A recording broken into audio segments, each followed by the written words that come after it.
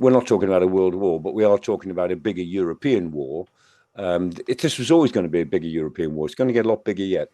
And this is another example of escalation. Putin has, committed a massive blunder in 2022, and he can only double down on that blunder by converting the whole Russian economy into a war economy.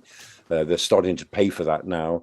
There's 600 to 700,000 Russian casualties in the war already, and it's not going to get any less. They're losing 1,200 a day. Now, there are thousands of North Korean troops about to join Russia's war in Ukraine. That's certainly the reports coming out of South Korea's intelligence service. They are saying that they have seen satellite images and other photos showing what it calls Russian Navy ship movements near a North Korean port and suspected North Korean mass gatherings in far eastern Russian cities.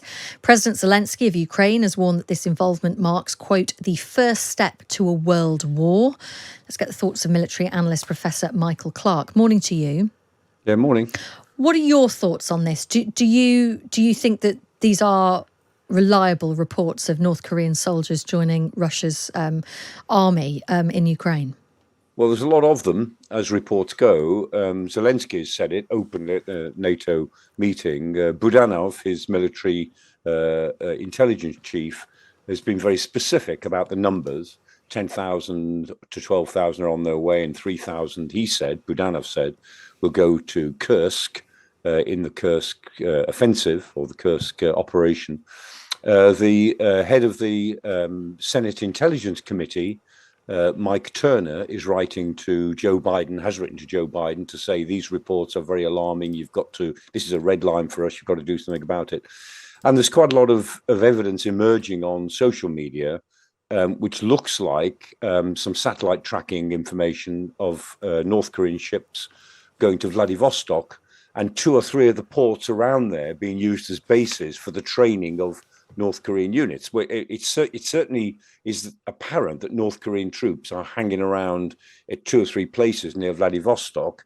So they're there for some reason. And personally, it looks as if the decision has been taken, probably from early November, to deploy them in some way to help the Russians in Ukraine. How worried should we be? I mean, I quoted President Zelensky there saying that this marks the first step to a world war. Do you agree with that? No, we're not talking about a world war, but we are talking about a bigger European war. This was always going to be a bigger European war. It's going to get a lot bigger yet. And this is another example of escalation. Putin has, committed a massive blunder in 2022, and he can only double down on that blunder by converting the whole Russian economy into a war economy. They're starting to pay for that now.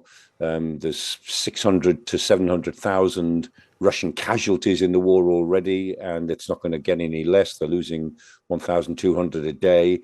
And although they can overwhelm the Ukrainians, who are only a quarter of the size in population terms to Russia, Russia's got 4 times as many people, so they can keep putting in people to this meat grinder. The fact is that the Russians can only keep on with this war if they get shells and ballistic missiles from North Korea, drones and shells from Iran, machine components and weapon components from China, and now troops from North Korea. So it's a further escalation in Putin's determination to do whatever it takes by bringing in countries that are completely hostile to the West to fight in Ukraine. So yes, it will get worse. It will require some sort of Western response. And I think the West will be looking very carefully at this, because in theory, if the North Koreans choose to send, let's say, 100,000 troops to Ukraine, which they could, then that would make the difference. Gosh, 100,000, because that was going to be my next question. I mean, how many realistically could North Korea provide soldier-wise? Well, realistically, several hundreds of thousands if they chose to. But the fact is that they're thinking in terms of 10 to 12,000 at the moment, it seems. And they will be elite troops. They'll be well trained and very disciplined and probably quite well motivated. On the other hand, the North Koreans haven't fought a combat operation since 1954. I mean, there is no experience whatsoever in the North Korean forces of any form of combat. So everything they've done has been exhibition stuff for the parade ground and so on. And although they behave like automatons, it will be, from a military point of view, be interesting to see if they behave like automatons if they get to the battlefield. But well, that's down the road. But the figures at the moment look like a unit of some sort going to maybe some part of the Ukrainian front, and that unit could be a brigade-size unit of, say, 3,000 to 5,000. It looks as if there's about 10,000 to 12,000 training or being given Russian uniforms and fake ID papers and reorganized, as it were. But they'll have to operate together. They can't operate with the Russian forces. I mean, there'll be too many differences of training, language barriers. So if the Ukrainians are facing North Korean troops, even if they're dressed in Russian uniforms, it'll be pretty clear who they are once they start fighting. And finally, and briefly, if you would, what's in this for North Korea? What are they getting out of it? Talk to us about their relationship between Russia and North Korea. They get the gratitude of Putin. They've got this security arrangement with Putin now, for which they're getting high-tech support, particularly in space technology and nuclear technology.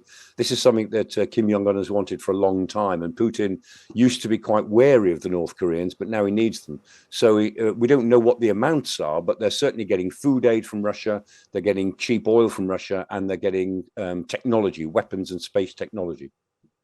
Really interesting stuff. Thank you so much. Always good to get your analysis. That is military analyst Professor Michael Clarke. So saying at this stage, probably around 10,000 North Korean troops being sent to fight for Russia in Ukraine, but possibly could go up to 100,000 with a capability of several 100,000 troops. Huge numbers. But interestingly as well, and I hadn't thought about this, as Michael Clarke saying there, the North Koreans haven't actually been in active military combat since the 1950s. Yeah. So it's very different being on the parade ground and looking like automatons, as he said, quite different being out there on the battlefield.